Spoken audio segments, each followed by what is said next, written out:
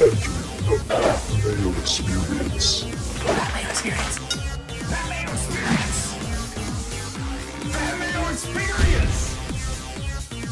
Experience. Welcome to the Pat Mayo Experience, presented by DraftKings 2021 Houston Open DraftKings picks, bets, full preview. If you're looking for the cheat sheet, it will come out on Wednesday for DraftKings picks on DKNation.com. Additionally, if you're looking for the betting cheat sheet, that will be released Tuesday evening in the Mayo Media newsletter. So subscribe to the Mayo Media newsletter. It's in the description, completely free to join. It just gets, boom, sent to you. And it has this early link for the spread pick show as well, which you probably want to do. Help me out and sub to Mayo Media Network. We're almost at 30,000 subs, and we'd like to get there soon-ish. It's been a while, actually. We really stalled on that front. Need your help on that one. Smash the like button to the episode. Give me your two favorite bets this week for the Houston Open. Oh, I'm sorry, the Hewlett-Packard Enterprise Houston Open.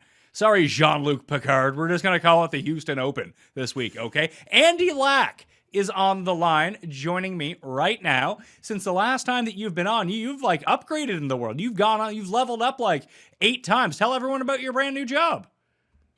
First of all, Pat, thanks so much for having me on. I've always said this to you and Rick Gaiman, for the matter too. I owe a lot of my success to you guys. You guys kind of gave me the blueprint and have been great guys to have in my corner along the way. So I really appreciate all the help that you've provided with me and the advice that you've given me along the way. And yeah, man, I just started over at the Score about 3 weeks ago now, and I'm still kind of getting the hang of everything. It's a lot more responsibility that I'm used to, but it is fantastic and it's a ton of fun. And it kind of just proves, and you do a good job talking about this, and kind of, you've talked about this a bunch with like Davis before and in your life advice segments. If you grind and if you put in the time in and just continue to bet on yourself, there are a lot of opportunities in this space. There are. The issue is there's a lot of people, I mean, A, thank you very much for crediting Rick and I. We will both be taking 15% of your pay. So sorry. Number 2 is there's a lot of people who grind out there, but they're no good. So that's not going to help them either. Like, you need to at least have a modicum of self-awareness to know that if you're actually doing this well or not. Now, you actually do things really well. So, you know, you grinding leads to a lot of big opportunities. But I do see people out there that just aren't good, but they grind really hard, and that's not really going to lead you to much. So trying to have some sort of self-criticism of, hey, am I actually good at this, is really important as well, I think. I completely agree. I mean, I got a bunch of DMs asking me if they thought that they should quit their job now because of what happened with me. And I don't want that blood on my hand. I don't really want to be the guy that tells you to do that, per se. I do think that what we are doing in terms of golf betting content, I think golf betting is only on the rise. I mean, I think people are starting to understand that it's a wildly ridiculous and fun sport to bet on, and a wildly and ridiculous fun sport to play DraftKings in. So I do think that it is going to continue to rise, but you have to have that passion. You can't just work hard. You're right. Well, let's talk about the Houston Open. It is the second year at Memorial Park Golf Course. Played a little bit tough last year. King Carlos Ortiz won it. He almost cashed me an 80-1 winner last week, but I had to settle for some full each-way payouts on Neiman and Ortiz, which made it a pretty nice week, although it just would have been nice to be like Feinberg and have a Hovland by 3 75-1 bet. That would have been nice, I suppose, but here we are at 7,421 yards as a par 70. Second year at the course, Bermuda grass greens, longish for a par 70, to be perfectly honest with you. So a lot of long irons coming into play, 175 plus, 200 plus is really where I'll be hammering down for my stats. What type of player are you looking for this week? I'm with you. I think the first thing that kind of stood out to me is that 8 of the par 4s measure over 440 yards. 3 of them measure over 500 yards. They have 5 par 3s here and 3 par 5s, and 3 of the par 3s are quite long as well. So I definitely think that you're on the right track with long iron play and maybe I think distance is going to help here. I wouldn't call this a bomb and gouge course by any means, but I did see that the average driving distance here was around 296 yards compared to the tour average of 282, which basically shows me that players are hitting driver here a lot. So I think if you have some length off the tee, some great long iron play. And then obviously these are faster Bermuda greens. I'm really excited for this. I think it's going to be a little bit different. It's obviously going to be a much harder test than what we've seen so far on the fall swing, which will be a nice changeup. I think the cut last year was +3. The cut was +3. Ortiz ended up winning with Hideki and Dustin tied for second. Ortiz actually ran those guys. He ran down Dustin going into the final day, which was just glorious to see. Then I think Dustin went out and won the Masters the next week because I think that's how it. Week, or he won it the week before. I forget how it actually went with the schedule, but this was either the week before or the week after. I think it was the week before. Yeah, week before. Gucci Man was 4th, and then you had Brooks and Seb Straka tied for 5th. Sammy Burns, Mac Hughes, Tyrrell Hatton, Jason Day, Shane Lowry, Kazire, because of course it was in Texas, so of course he came inside the top 20. Essentially, if you were good last year, you did well at this tournament. Like if you're a good player. I agree, and I think that is kind of the blue. It's so easy to say, but I do think that, and obvious, but I do think that harder courses it's harder to mask your flaws, right? The cream rises to the top. That's why you see major championship leaderboards be so good. And anytime you have a course like this where it's more difficult, it's longer, it's more of a ball striker's course where you can't really get away with as much. I do think that a good way to go this week, whether it be betting, is maybe picking a couple of top dogs, or, we'll get into the DraftKings aspect of it. But I do think that there is a correlation where anytime you get a more difficult course, you're probably more likely to see a stronger leaderboard. Well, let's go to the DraftKings pricing. We'll go to the very top, the 10K plus range, and we're looking at Sammy Burns, number 1 in the DraftKings pricing at $11,100 over Scheffler, over Sungjae, over Tony Finau, over Matthew Wolff, who's 10-4, which kind of surprised me. Cam Smith, 10-2, and Tyrrell Hatton, $10,000 on the dot. What are we doing with all of these guys? Because I swung and missed big time in the 10K range at Mayakoba. That was really why I ended up not having a great week on DraftKings. Was I didn't have Hovland, I didn't have JT. I ended up going with the pair of Horschel and Hatton because those are the two losers that I always go with. I'll probably go back to Hatton again this week because, I'm a sucker for punishment, and his long irons are really good. So that's the one part of his game that never really went away. It's been really difficult because there's been no strokes gained data off the tee or approach in like a month's time. So while we can see results, we don't actually have that great of a sense of how these guys are playing, or at least where they're generating their best strokes from, or where they're losing strokes. Like, for all I know, Tyrrell Hatton was number 1 tee to green last week and 3-putted every single green. I wouldn't know because they wouldn't show anything on TV, so I can't even tune in to try to scout it with my own eyes, because even when they did show the actual coverage, they only showed like 3 guys for the entire afternoon. It was horrendous. Either way, where are you going above $10,000? Because Sam Burns last year, now he's the highest priced guy in the field. He was the only player inside the top 10 of anyone in this tournament who lost strokes putting. And usually Bermuda grass greens are his absolute jam. Yeah, Burns is going to be a tough guy to fade, but I think we're aligned on Hatton, and that's surprising because I'm sure we'll disagree as the show goes on, as we usually do. But I think Hatton is the play here, man. And I think I'm going to bet him probably at around, I think there was a 33-1, but I also don't think that people are going to use him in DraftKings. It's not necessarily a buy low situation on Hatton because the price really hasn't gone down that much. I don't think he's underpriced by any means in this spot, but you look at Hatton and he's a grinder. Like, he's towards the top of the field in bogey avoidance and scrambling. His mid irons, you mentioned, haven't great, but long irons remain really. He's got really good history on Bermuda courses. He won the API second recently at the Meadow, third at the Heritage, and some of his best results have also been on more difficult golf courses. So Hatton is probably my favorite DraftKings play in that range because I also I think a lot of people are going to play Burns. I think a lot of people are going to play Scheffler coming off a good week. And I think that guys kind of lower in that range, like Hatton and Cam Smith as well, might be the good DraftKings play, in my opinion. Are you going to go with the Aussies and Texas narrative? That's always a fun one. We can just bet Cam Smith and Mark Leishman and Jason Day and be on our way. Yeah, I always push back on some of those things a little bit, but I do like Cam Smith for what it's worth here. He's probably, him and Hatton and Finau I like a little bit as well, are probably the 3 guys that I would play in this range. Similar to Hatton, he rates out really well here. I like him on more difficult courses. I like him on Bermuda courses. He's towards the top of the field, bogey avoidance, pretty great mid-iron player, and he's going to hit you're going to hit your fair share of approaches from that 150 to 200 range, and Cam's been pretty good at that. Coming off a ninth at the CJ Cup too, which is kind of his only start of the year, as you mentioned. We're not in the swinging thing, so we don't have a ton of recent data to go on with these guys. So you almost kind of have to lean a little bit more so on course fit. And I just think Hatton and Smith are great fits for this course.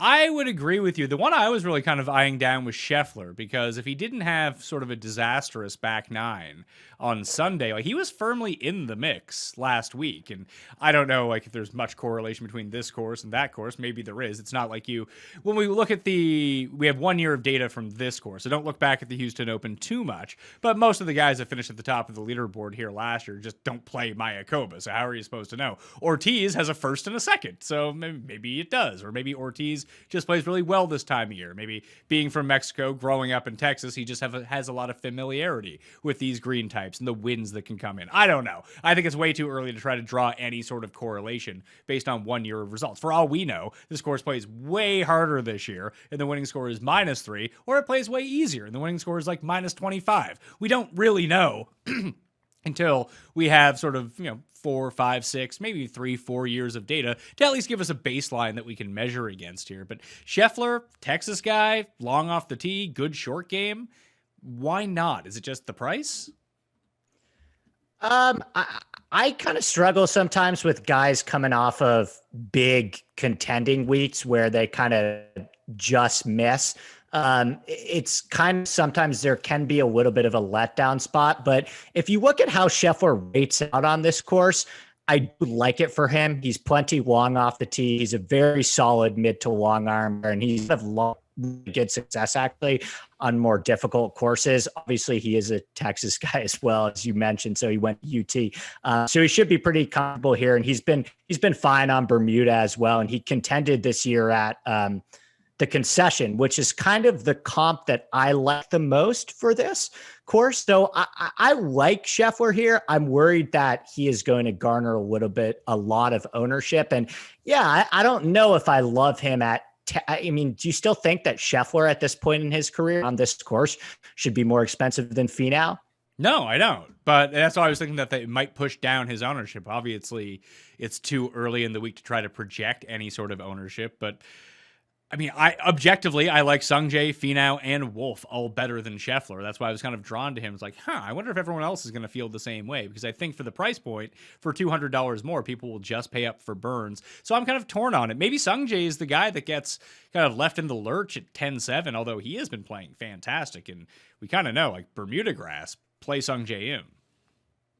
Well, I'm looking at it right now. There's only like 75 generated lineups, so it doesn't really mean anything. But you're kind of right. It seems like Burns is probably going, even with the price. I think people are still going to play Burns, which I understand he's a hard guy to fade right now. But it looks like, Hatton and Finau are kind of the pivots. I understand the Sungjae thing as well. Obviously, anytime Sungjae's on Bermuda, that's great. I think this course is kind of hard to comp. Like I said, I kind of like Concession, but Tom Doak doesn't design a lot of PGA Tour courses, right? It's just a little bit, it seems a little bit different. I had a difficult time finding comps, but more difficult Bermuda courses, Honda Classic, Sungjae M, API, he's been great there too. That's another long Bermuda course. So yeah, I could definitely see Sungjae. I think you kind of hit it with, I'm very interested to see how the ownership kind of filters out in this range. And on a course where I think this is really important to point out for DraftKings, on a course where we don't have a lot of data on, and people are going to tell you, we know exactly how this course is going to play. Like, you don't. 1 year is too small of a sample size. I would not be shocked at all if the winning score was -20 last year or this year, or if it was like -6 this year, right? So I think it's a pretty good week to go to some pivots and not kind of play the guys that everyone is playing, because I think we may see some variance. And the prevailing narratives that you're going to hear this week, I'm not so sure how much credence we should be putting into them.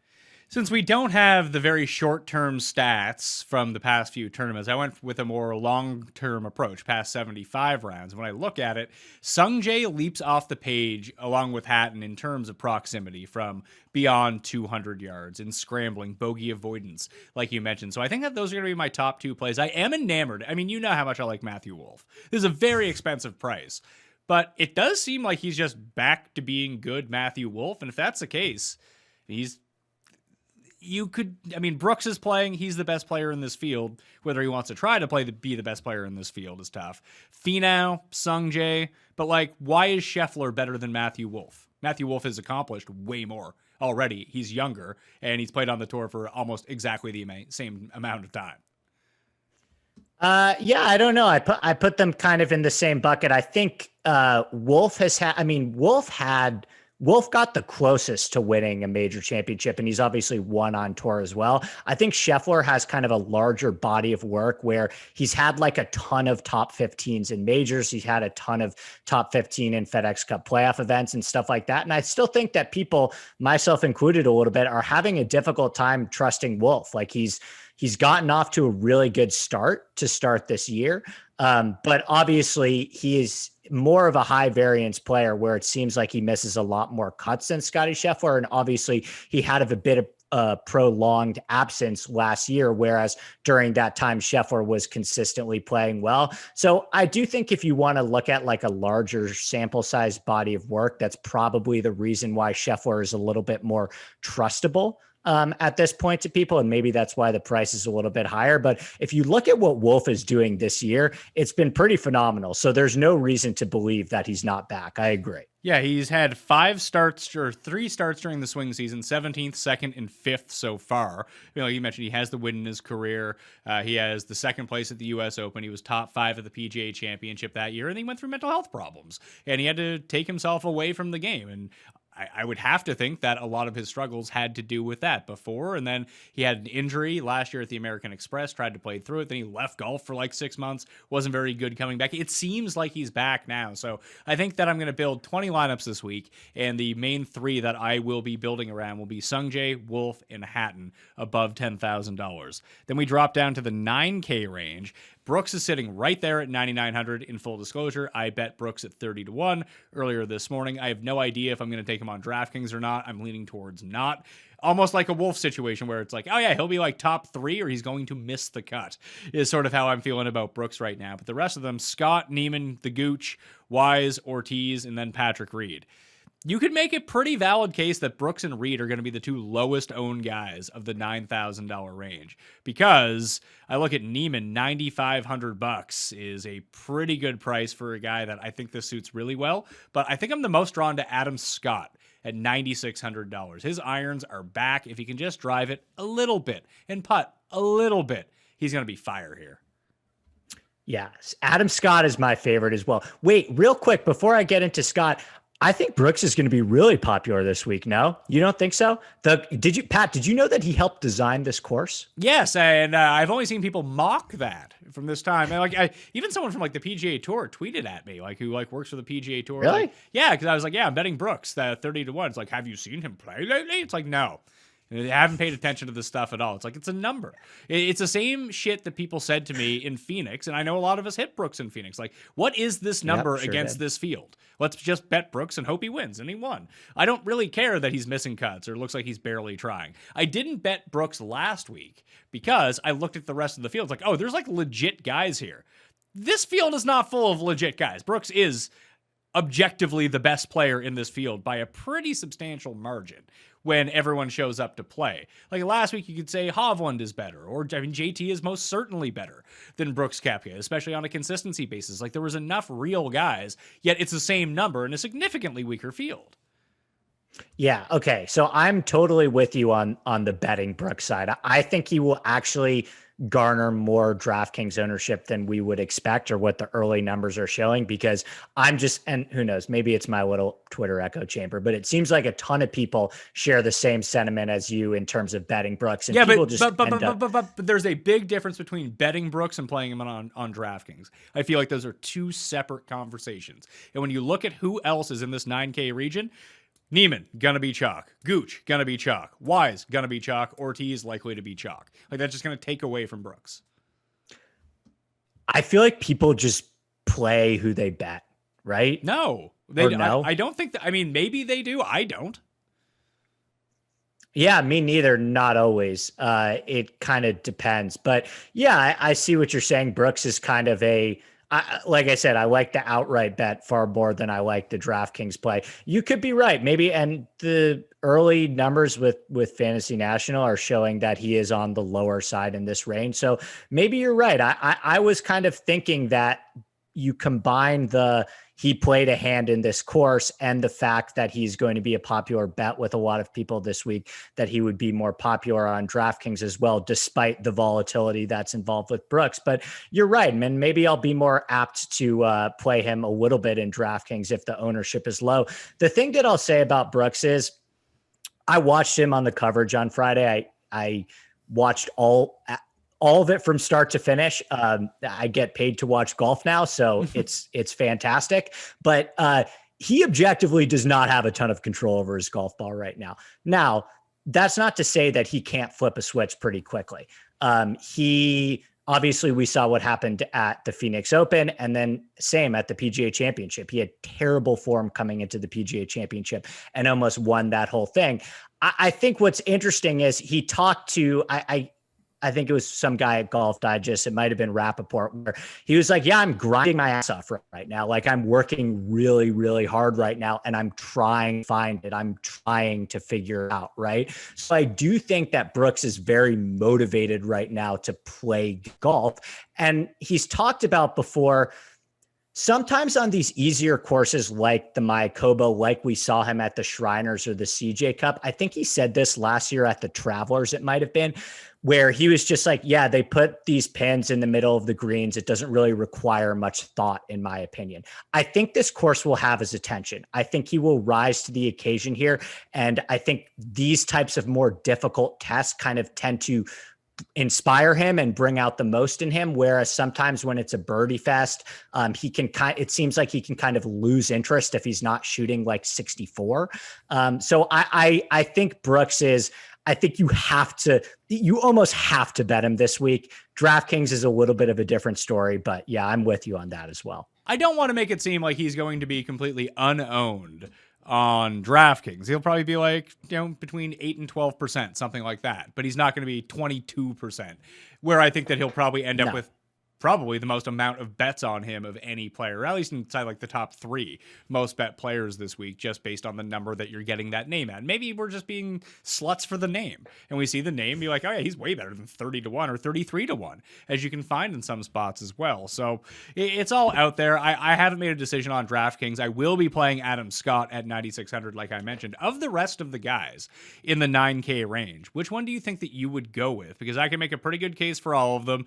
I'm not team not Gooch, but I feel like I haven't been on it enough when he's been putting up these big moments that I don't want to ruin it for everyone by jumping on the Gooch right now, and he ends up missing the cut. And like Wise, I've been on. Ortiz, I almost play every single week. But Neiman's my guy, and I don't necessarily love him on Bermuda. I just don't. Yeah, he's way better on Ben. It's not like he hasn't had success on Bermuda he's played well at the Heritage. He's played well at the Valspar, but he's way better on Ben. So I'm with you on that. Probably Patrick Reed, to answer your question. I like Patrick Reed at a flat 9K. I still think people don't really trust him yet. I don't think that he's going to garner a lot of ownership. I like him as a bet as well. I think he's hovering around 45-1, but Reed and Adam Scott would be my 2 probably favorite plays. I think this is probably a good time to sell high on Aaron Wise and Taylor Gooch. I've been on those guys a ton as well, and they've done very well for me. But I think once you get into they're in the 9,000s now, and it still looks like everybody is going to play them. So that's kind of an easy pass for me. I'd rather play Patrick Reed. I think that I'm with you. I don't know, like Brooks and Patrick Reed, I do feel like are better bets than DraftKings plays. Although if they win, obviously you would want them in a DraftKings lineup. I don't want to make it seem like that's not the case. It's just I know what you mean. Yeah. In case people don't know what I mean when I say that their outright win equity if they're playing well is so high. It's just their floor is essentially non-existent at this point. Where someone like Wise, now that he's like not the worst putter on tour, somewhat consistent now, at least through the swing season. He has 4 really good finishes in 4 starts. Yeah, Aaron Wise has been great. I think there's a chance that, every year, 1 or 2 of these guys, I think like Max Homa last year, Harris English, Corey Connors, even a little bit, they kind of level up right before our eyes. And I think Gooch and Wise are kind of the 2 best candidates for that right now, especially Wise once he figures out the putter. Like, he's always been a really good ball striker. I think you could probably make a case that his game suits better for more difficult courses. Like, he hasn't really had a ton of success in majors, but he's played well at the PGA Championship recently and had some success at Quail Hollow, which is a more difficult course as well. So it's not to say that I don't think that these courses aren't good fits for Gooch and Wise. I actually think they are, but it's pretty price and ownership dependent on those guys with me. And I look at somebody like Reed, and it's like, this guy is the king of more difficult tests. Like, he wasn't great at the Mayakoba last week, but when have we ever needed Patrick Reed to have form to kind of justify playing him at a more difficult course? Well, if you look at it right now, strokes gained if you take strokes gained total, courses over 7,400 yards in this field. Your top 5 are Brooks, Reed, Finau, Hoffman, and Jason Day. That's past 50 rounds. Luke List is actually 6th, which blows my mind. Yeah, we'll get to Luke List. I do. Yeah, that's not surprising to me, right? I think Reed, he gets a knock for. He's not long off the tee by any means, but what I tend to prefer looking at it, you seem to be in the same vein, is like, don't look at how long a player is off the tee, because there's certain players that they may not be very long off the tee, but they perform really well on long par 4s. They perform really well on longer courses. And for whatever reason, maybe it's because he has a great short game, Patrick Reed just tends to perform very well on long courses. This is obvious one of those this week. So yeah, I think Reed is a great option here. Anytime you're on a longer and more difficult course, I think Reed and probably Koepka and Adam Scott, I'm with you as well, are kind of the guys that I have most interest in. If we shrink the sample down to past 24 rounds, essentially all it does, which kind of surprised me, is it gets rid of Jason Day, because obviously he doesn't get to draw on events from 6 years ago kind of thing. But it's now Brooks, Griot, Reed, Luke List, Leishman, Charlie Hoffman, Aaron Wise. So Aaron Wise does play, and Gooch is up there as well on these longer courses. Then you have like Neiman and Bramlett, Sungjae, Ryan Palmer, Kyle Stanley, Sammy Burns. Finau drops a little bit. So if we do think this, and I think you have to pick your lane. I'm not saying that it is going to play quote unquote difficult, but that's the lane that I'm going to pick to choose my guys from. So these are the sort of players that I want to work into my mix. I'm really surprised to see Charlie Hoffman up there, though. Yeah, he's kind of been a little bit lost lately. So that's a little bit surprising, especially, I guess, if you're looking at 7,400 yard courses, I guess the sample size will go back a little bit. We're talking about Texas. Texas too as well for Big Hoff. Yeah, that's not surprising. I mean, all the guys that you just mentioned, Pat, hit their long irons really well, Gooch and Wise included. So I think there are going to be a lot of approaches over 175 yards plus this week. So you could do a whole lot worse than kind of looking at those players that perform well on long par 4s, long courses, and hit their long irons well. I'm with you. Are you a part of Team Twitter who just loves Maverick McNeely? I've picked my spots with Mav. I don't really know if I'm going to be able to get to him this week. I like him on the West Coast a lot. I like him on shorter courses like the Heritage and Pebble Beach, and Fortinet was another short course that he played really well on. I think he's fine here. I mean, he's actually turned into a really great off the tee guy. And I do think that you need to drive, he's playing long off the tee as well. And I do think that you need to drive the ball well to have some success here, but he kind of fits into that same, but are we going into the 8s now? Oh yeah, we're in the 8s because cool. he was essentially, besides Leishman, the only guy I really wanted to talk about. I guess Max Homa at 8,000, but he kind of fits with the Brooks and Reed where he's going to win or come in dead last. Yeah. So like Seamus Power right now, what is Mav McNeely doing better than Seamus Power? Like Seamus Power is doing everything well. And I talked about this on my podcast last week. If you look at the numbers with Seamus Power, the bandwagon that like Mito has received, I'm really shocked that Seamus Power hasn't become like the fantasy darling. He's really good. Yeah, he's okay. He tends to pile up a lot of these numbers in weaker field tournaments, which you can make a very good case that this is. And Mito is always going, like, when I ran the modeling, Mito's number one, and he's been number one. And anyone who runs any sort of stats analysis is going to tell you that Mito is awesome because the numbers say that he's awesome. Just the results don't necessarily match what he's up to. I mean, I went through this for years with Luke List, where I would just run the numbers like, oh yeah, Luke List is the fourth best player in this field. People do it with Griot every single week. Now, I think that Kyle Stanley is another one. Like, if you de-emphasize putting, although Mito's not like a terrible putter by any means, it's just he's so young that he's going to have inconsistency and blow-ups, and it's really hard to win on the PGA Tour. And I think that the fact that he's not, like, how old is Seamus Power? Like 32 or something like that? Like, Seamus has been around. Mito's like the hot new thing.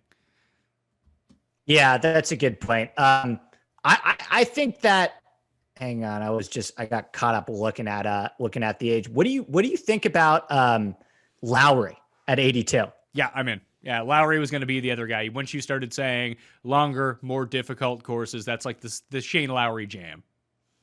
Okay, yeah, me too. What about Bezadenhout? No. Pass. Just can't drive the ball well enough. It's just he's $8,700. I'd rather play Lowry at 82. Like, when after Bezadenhout wasn't able to get it done at Bermuda, I was kind of shaky on old Christian. Okay, I'm with you. I think Lowry's probably my favorite guy here. He's great on difficult courses. He's had some good success on Bermuda as well. I just think this is a good spot for Lowry, and I was very surprised to see him priced at 8,200. He missed the cut. I know he hasn't been great so far this year. Like, he wasn't great at the CJ Cup, and I think he missed the cut on the number at the Mayakoba, but it's not like he's in bad form by any means. Like, his third prior start to this, he finished fourth at a European Tour event. So I think Lowry's probably my favorite play in the eights. I would say it's Leishman, Lowry, and then probably Mav McNeely. But I don't even know if I'm going to play Mav McNeely. I'm definitely playing Lowry. I'm definitely playing Leishman. I'd love to play Kokrak, but he has been brutal for like 2 months. Yeah, I'm out on Kokrak too until further notice. I can't really get there. I think he's been priced down now enough that you could make a case as like a leverage play if nobody's going to go there. Sure. But no, I would rather play guys like Shane Lowry, who I think aren't going to garner a lot of ownership themselves and are cheaper. What do you think about Henley? Nah, pass. I think so too. It's too expensive. Yeah. I'm going to pass on Henley too. Like, Henley is fine if he was 82, but now that he's 89, where I could find the money to get, he's very much in that same boat as Wise and Gooch, except those guys are playing much better than him, and they're only like $200 more. Why wouldn't I just go to them? Yeah, I agree. I'm good on Henley as well. All right, let's drop into the 7Ks, because these upper sevens, I assume, are going to get pretty chalky pretty quickly, because the aforementioned Mito is right there, who screams good play, although he's kind of lost his mojo just a tiny bit coming into play, but you can always rebound. Harold Werner's there. The two guys I like, weirdly, one, I mean, I like Brendan Grace. I'm always going to play Brendan Grace. Hard course, Bermuda Greens, Brendan Grace. Okay, sign me up. 76-1. I think he's 80-1 in the betting market. That sounds like something that I'm going to end up betting. The other one is Mac Hughes. There's only two things that Mac Hughes does well. It's hit a long iron and putt. That's it. Only two things. Okay, so the first bet that I made this week was Brandon Grace. I got him at 90-1, but I think this is a great spot for Brandon Grace. He's got a really good short game. He's above average in bogey avoidance and scrambling. He's not the best long iron player, but again, he still performs well on long courses and difficult courses. He's been good on Bermuda, and he just finished 7th at the Zozo as well, which again, we don't have strokes gained for, but when he has played, Grace has proven that he has a lot of elite upside. Like, he finished 4th at the Memorial, 7th at the US Open, 2nd at the Wyndham on Bermuda, 7th at the Zozo. Again, these are all in his last like 10 to 12 starts where he has that top kind of 5, top 10 upside. And I guess you could make a case that he's a bit more risky as a DraftKings play because he's definitely prone to the occasional miscut, but I just think this is a really good spot for him. He's won the Heritage on Bermuda. Like I said, Wyndham. He's been great in majors in more difficult conditions. So I think this is a perfect spot for Brandon Grace. And then you mentioned Hughes. Like, I like Hughes as well. You look at what Hughes has done recently, and the places that he's popping up at is like the British Open, the US Open. He did play really well at the Zozo, which obviously isn't the best comp for this, but that proves that he has good, pretty solid recent form as well. So I think Hughes is another guy. And he's never, anytime you're plugging a bunch of ball striking stuff into a model, Hughes isn't going to pop. But if you start to look at things like bogey avoidance and scrambling, he's actually pretty elite. So I agree with Hughes. And if you get bonus points for just mysteriously chipping in or making 80-foot putts, you play in one of those DraftKings leagues, all of a sudden, he's like the number one guy in the pool. I was looking at EVR as well. The numbers love EVR, but I never like EVR, so I can't really wrap my mind around that. Do you have any sort of opinion on him? No, I don't think that I'm going to go to EVR. He rates out okay here. Like, I like that he's long off the tee. I like that he's very, very good from 170 yards plus. I think you can make a case this is a good spot for him, but no, I don't think that I'm going to be able to get there. He's a hard guy to trust.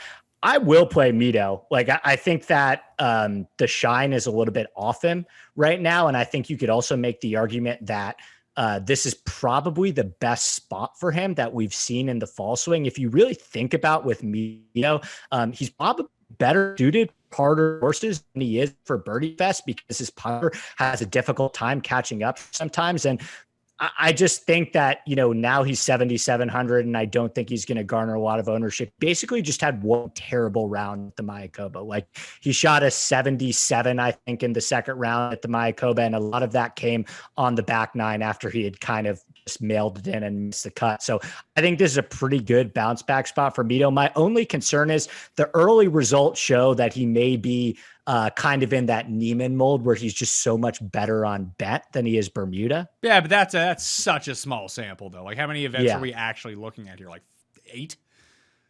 Well, Corn Ferry too. A lot of his Corn Ferry success was bent as well. Yeah, but the point still holds. Okay, well, hold on. If he had a lot of Corn Ferry success on bent, did he have no success on Bermuda? Was he just not playing Bermuda? How did that work? I would have to give a deeper dive on that to give a full answer. No, I agree. I think it's too small of a sample size. I think that, again, we're looking at a very short period of time with a guy on PGA Tour courses as well. I looked into this before when I was trying to figure this out, and I noticed that most of his best results were on bent. But again, I mean, it's too small. It's definitely too small of a sample size. So I like Mito. Going with Vegas, because you got Vegas, Captain Ramius. He's right there at $7,500. The only one, actually two, that I was looking at. Maybe I could be talked into Ari Iggs, but Danny Willett at 72 on this type of course seems like a good buy. And I like my guy Pendrith. Was good in Bermuda, sucked at Mayakoba. This does feel like a course where he would be better at, though. Yeah, I mean, Pendrith bombs it off the tee. I think that's probably the best thing that he is going for him right now. He's not. Well, he sucks with his irons. He bombs it. He's a good putter, and he's pretty good around the greens. It's his mid irons, which are terrible. But like, even if you look at proximity from beyond in a very small sample, but even when he was able to light it up on the Corn Ferry Tour, like, he's pretty good with a long iron in his hand or a wood in his hand. It just put a 7 iron in his hand. He's an absolute train wreck. Yeah, I think. Yeah, I'm looking at it right now. You're right. He's got a pretty good short game. There's no reason to believe that he can't play well here at this type of course. Again, I think you could make kind of a case that some of these guys like Pendrith, great off the tee players, maybe are even better suited for. It's not like Pendrith's a bad putter by any means. He's actually been gaining pretty well since coming on to the PGA Tour. So yeah, I like Pendrith as well. I was looking at CT Pan a little bit. Like, this was a guy. Sell me on him. Go ahead. Okay. I mean, this was a guy that everyone was going crazy over a couple weeks ago. And what happens? He lets everyone down as chalk at the Zozo. And then he's fine at last week at the Mayakoba. He rates out pretty well for me. He's pretty solid across the board in a lot of things that I'm looking at. He doesn't really have a ton of glaring weaknesses. He's really good from 150 to 200 yards, and he's won at the Heritage before on Bermuda. He finished set. He's done really well on Bermuda at the Wyndham, the Honda, all those courses. And I get that the vast majority of his good results are on kind of shorter and positional courses, but he also has finished runner-up before at Torrey Pines. So I do think that he possesses kind of and played great at the Masters as well. So I do think he kind of possesses all of the tools to succeed on this type of course. And I don't think a lot of people are playing him. So that would be my only pan case. I think I would rather go to Griot or Poulter as sort of shorter course, that all in that style of play. Granted, his Torrey Pines and his Masters, like high finishes, were 100% putting based. He gained at the Masters that year when he came 7th, he gained like 13 strokes putting or something just completely ridiculous. Yeah, I mean that's very fair. I'm looking at Torrey Pines too. I think he was like +6 there as well. So yeah, I mean he's not short off the tee by any means though, and he's not. He's a good mid to long iron player as well. So I do think that he can have success on this course. But I hear that. I also like Ryan Palmer at $7,100. Obviously, Texas narrative aside, beyond that, like he's very good on these style of courses. He hits it a ton, and he's been playing a lot better recently. Like not great by any means, but he seems to be out of his funk. He was okay at Zozo. He was better at Mayakoba, and he's really good from like 200 plus. So I might actually bet Ryan Palmer as well. I think he's like 150 to 1 or something crazy. Yeah, Palmer is actually number 1 over his last 36 rounds from 200 yards plus. And his game is starting to come back a little bit. You're right. So, yeah, I think that once you get down here, some of these, like Ches Reavie still rates out really well for me. Okay. Let's take a hard pass on old Ches. Unless there's like a triple bogey bonus, then I'm all in.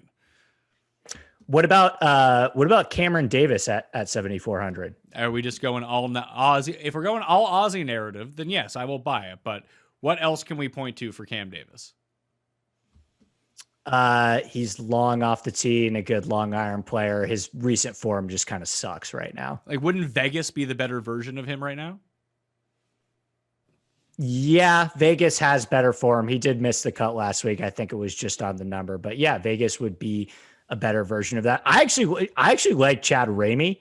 I bet him at the Bermuda, and he had the first round lead, and then I think he finished like T17. I think Chad Ramey's good. I don't think we have enough data on him to determine like what he is good at. But it seems like he's a pretty decent mid to long iron player. So, and kind of well-rounded across the board. So I think you could go to Ramey. Is Day just completely unplayable at this point, you think? I mean, I played Rose last week, so who am I to say who's unplayable and who's not unplayable? Listen, he was top 10 at this tournament last year, I think. He has played well in Texas in the past. He still hits it a ton. He can get as hot as anyone with the putter when it's going, right? Like, it's not... You can make a case for Jason Day. It's just not the case that I'm buying. Like it's someone else's case. They can have it. They can play Jason Day. I'm not playing him, but I don't think it's the most outrageous play in the world. Yeah, and even Rose, like I played Rose last week too, and remember he finished like top 10 at the Wyndham. He finished 6th, I think, at the European BMW PGA. With Day, you don't even know if he's healthy is the thing that's the issue. Yes, that's not great. Anyone else in the 7s we want to go to, or should we go to the 6s? Let's go to the 6s. Luke List. Yeah, he's my favorite play in the 6s. Yeah, does that... I mean, this happens all the time. I think that everyone has objectively looked at this and said, Luke List, great play. That usually means you shouldn't play that guy on DraftKings. Just bet him. He's 150 to 1. I bet him at 150 to 1. I think that I might just bet him and fade him on DraftKings. You think he's going to be super popular? Yes. Okay. Interesting. If that's the case, then I will be right there with you. I understand the popular. I mean, he rates out great for this course. He obviously still sucks at putting, but he actually, what kind of separates List a little bit from some of the bad putters is that he has a really good short game. And, obviously he hits the ball a mile. He's an absolutely elite long iron player who just pounds a ton of greens in regulation. I was hoping that maybe we'd see a little bit of break on the ownership because like he's coming off a missed cut at the Mayakoba. It's not like he played well last week, but again, prior to that, he finished 7th at the Zozo. Again, it's kind of tough to tell where List's game is at because his last 2 tournaments didn't have shot tracker. But I do like him on this course. There's a guy right below him that is my other favorite play though. That's Sahith Theegala. Why do you like Theegala? Like he is someone who started off hot, has not been good the last 2 times out. Okay, hold on. Let me give you my Theegala stuff. So first of all, again, same thing I just said with Ramey, right? Like we don't have a large enough of a sample size to really get a great profile on these guys. But the data that we do have on Sahith, really well-rounded player, it seems like. Good ball striker, but he also has an awesome short game and putter. He's elite at avoiding bogeys, great scrambler, plenty long off the tee, fine long iron player. Again, like the same case that we've talked about with Power and with Mito. All these guys are doing it against weaker fields. So again, we still need to see a little bit more. But I actually think similar to Mito, looking at Sahith's stuff, he may be better suited for more difficult courses, kind of for different reasons. Like he just has a really good short game. But you're right. He's coming off a 74th at the Bermuda where he basically, I remember because I bet him at the Bermuda and played him at the Bermuda. He just had a terrible final round where he shot like 77 in that crazy win. And prior to that miscut at the Shriners, pretty good 8th at the Sanderson Farms. Like every measured start he has this year, he's gained over a stroke off the tee and a stroke on approach. So, you know, last time he was on Bermuda, he gained 3 strokes putting and contended at the Sanderson. So I do think that he's somebody that you might want to look at on more difficult courses. And again, I just like, I don't think a lot of people are going to play him. I think it's a pivot. Luke List. How about, I guess he's 7,000, but Keith Mitchell is down there. Isn't he like Luke List, who's actually won on the PGA Tour? Yeah, and he pops up as well on Bermuda all the time as well. I could be talked into Mitchell. I mean, what's Mitchell at? 7,000. 7,000. He's $100. He's $100 more than List. Lee Westwood is playing this week. Yeah, so is Graham McDowell, so is Ian Poulter, so is Brandt Snedeker, so is Francesco Molinari, who I swear to God, I opened up the PGA app on Thursday last week, and he was 5 under, and I was like, oh my God, here comes Molinari, and I think he missed the cut, so I don't know what happened to him. He missed the cut. I played Norlander and Dahman last week, and they both finished like T35. I think they're fine here. Adam Schenk has been playing okay. Martin Laird, I like a little bit. Yeah, I mean, it's once you get down here, I think List and Theegala are my favorites. There's a couple more once we get really low that I like, but I think in this kind of range, the guys that I would be looking at are List and Theegala. Yeah, okay, I can see that. I'm going to go, I mean, I'll make a decision on List that will depend on ownership. I have bet him at 150 to 1 with the top 5 each way, so I'm not sweating it too much. If he does well, I'll win a ton of money. It's okay. Even if he comes 3rd, I'll win a ton of money. So you guys can have your DraftKings list. I'll have my top 5 list. That might be the way that this has to end up going. I will play Hudson Swafford, who just continues to produce relatively mediocre results, but he keeps making cuts. He still has yet to have like a huge putting week. I mean, the stats aren't there, but you know when Hudson Swafford's like playing okay, the putts just aren't quite dropping for him. So I do like him a lot here at his price point. I just think that he's someone who can make the cut. After that, like by the numbers, if you just scroll down to the bottom, Duffner, Svensson, and Sam Ryder all rate out incredibly well for me. That's terrifying. And then you have like 2 losers who I love to play. One is Bramlett, and the other one is Trey Mullinex, who I think could both really fit well on this type of course. But do I want to go down this low, I guess? I would play Duffner at 62. I think I am going to, and I've been more of a fan of him on kind of shorter and positional courses, but he actually rates out pretty well for me here as well. Like he's pretty good short game, above average in bogey avoidance and scrambling. Really, really good from 125 to 200 as well. Like absolutely elite from 175 to 200. So, and Bermuda has historically been his best surface, and it's not like he hasn't experienced success before on more difficult courses. He won a major at Oak Hill.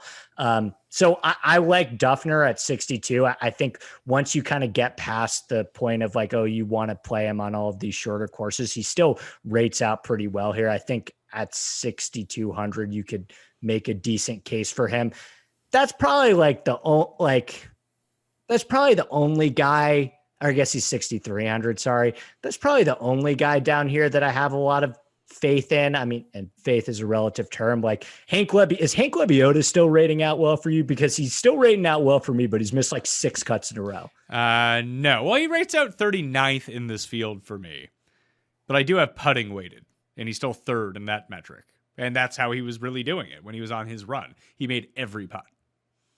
Yes, 100%. And with that is kind of the reverse example of Kyle Stanley, where he still rates out very well for me, but I've learned my lesson. Sung Kang in Texas? Is that a thing? He won in Texas.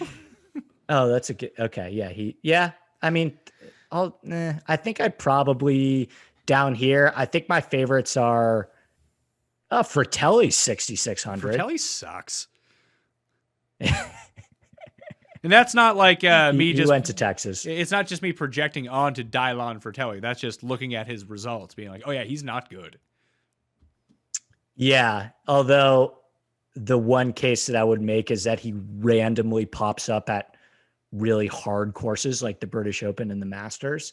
Maybe this brings out the best in him, but yeah, I don't know. What about any, like, are you playing like Steven Yeager or Davis Riley or any of these guys? No, I think if I was going to play one of them, like I said, I like just if I'm going to play like a bomb and gouge type narrative, have that distance. I think that Mullenix and Bramlett are pretty decent options for their price point. If you do want some upside, they're very highly likely to miss the cut. But Andrew Landry has 2 top 10s in his past 3 starts. He's won in Texas before. He tends to play well at like kind of hard courses. He's a 2-time winner on the PGA Tour. Seems like he has a bit of form at the moment. I don't think he's the craziest play here.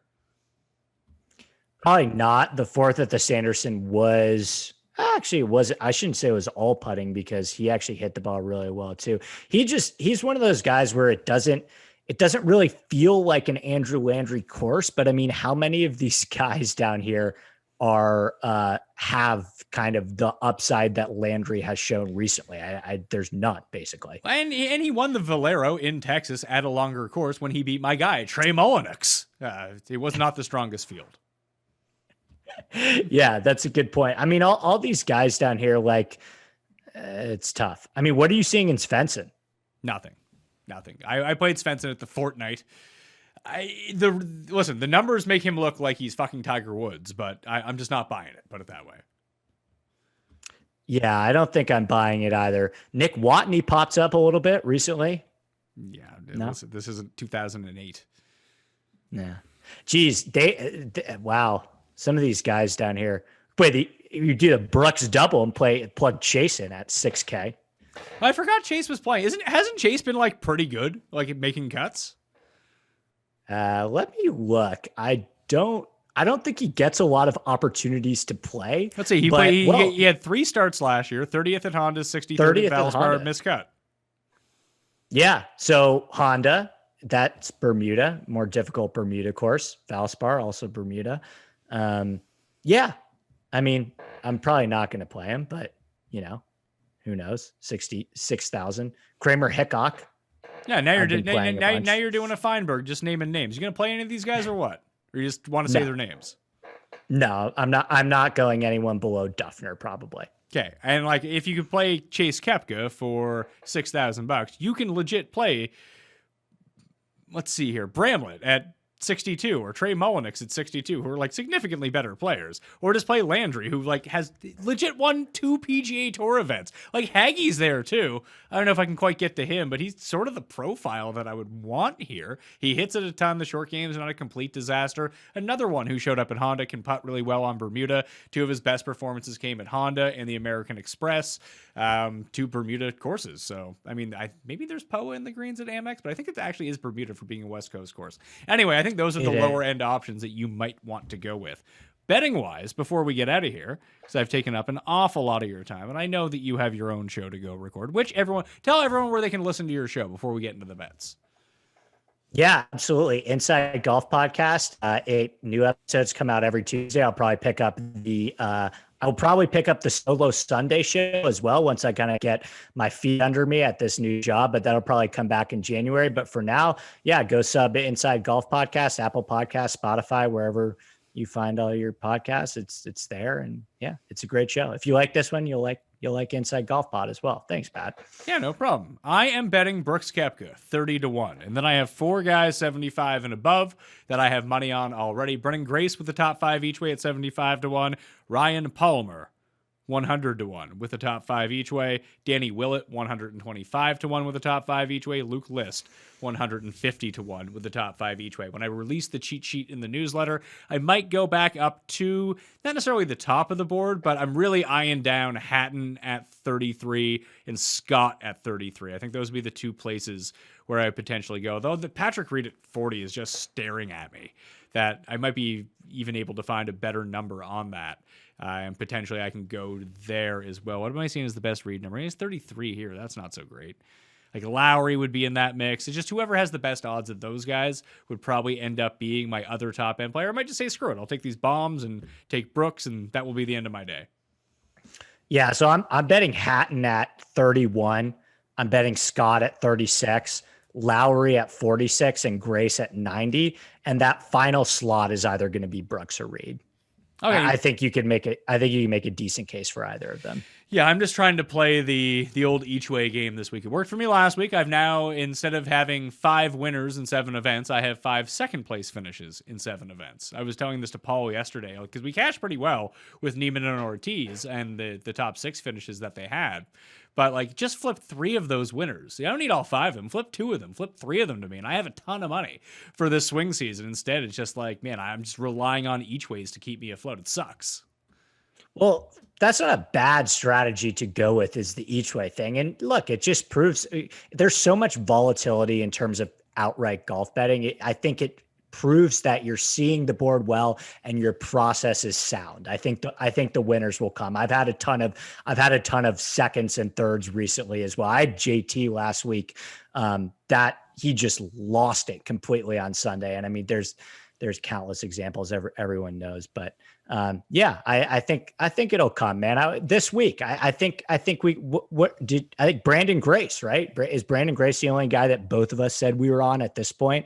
Let's see it, Brandon Grace. Yeah, let's have it. Brandon Grace or Danny Willett, because I guarantee you Feinberg is betting Danny Willett because that's what we do. Hey, this is almost close to the Danny Willett buys us a wedding type of odds here. 125-1. Let's go. Let's have it. Anyway, I bet you Feinberg's real reckless this week coming off that Hoffman win. Yeah, that's usually when he does his best work, though.